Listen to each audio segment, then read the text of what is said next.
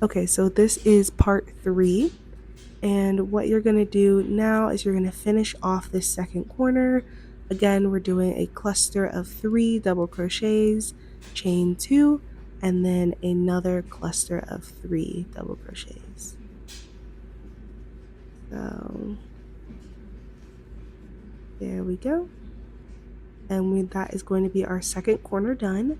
You're going to follow this pattern all the way around. You're going to skip over 2, do a cluster of 3 double crochets on each side, and then in the corners, again, the cluster, chain 2, cluster.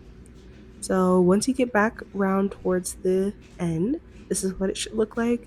You're going to skip over 2 chains as you see there, and I'm going to do my last cluster of 3 double crochets in that space to kind of finish off the round.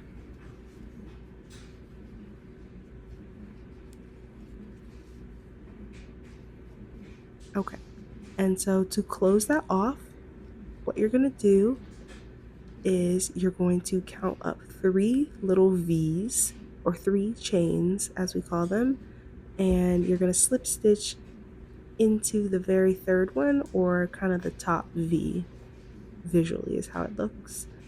And we're going to slip stitch there so that we can close the chain off. My hook was kind of struggling. And there you go. So that is that is round 2 fully completed. So once we have that done, that is, like I said, round 2 completed. What you're going to do is you're going to grab your next color, but since I am doing the same 2 tones of green, I'm going to cut off my yarn from the first round and bring it around for round 3. So what you're going to do is put your yarn into the first V, or the first chain, and we're going to slip stitch that in. Make sure you have a significant tail on the back while you're slip stitching, just so the yarn doesn't get pulled all the way through by accident.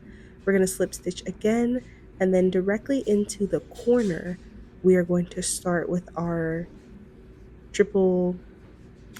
our chain 3, and then our 2 double crochets. So you will chain 3 in that corner, do a double crochet, another double crochet, and then we're going to chain 2.